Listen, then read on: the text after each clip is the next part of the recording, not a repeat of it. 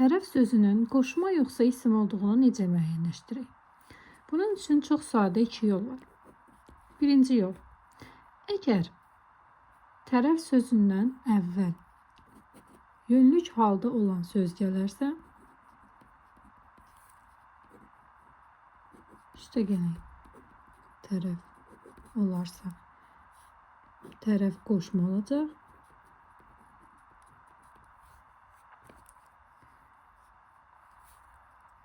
Əgər adlıq veya yerlik halda olan söz gələrsə,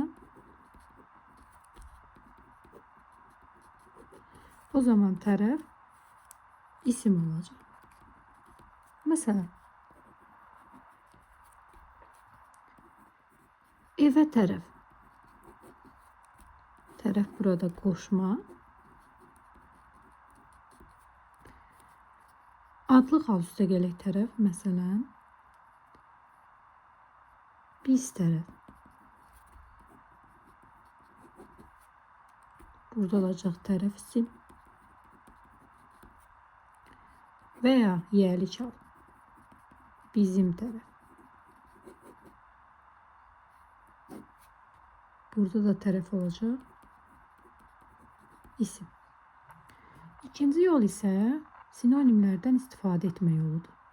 Yəni, əgər tərəf sözü qoşmadırsa, biz o zaman doğru və sarı sözlərindən istifadə edə bilərik.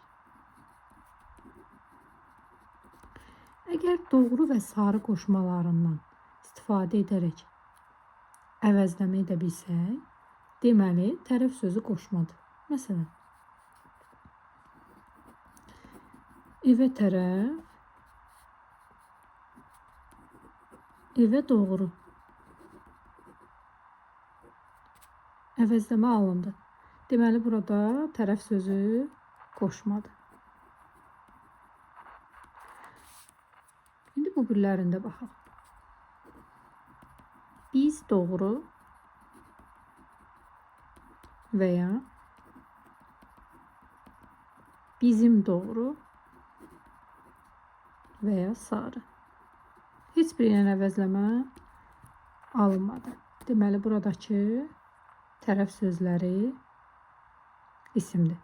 Qoşma olsaydı sinonimləri ilə əvəz edə bilərdik. Bu qədər.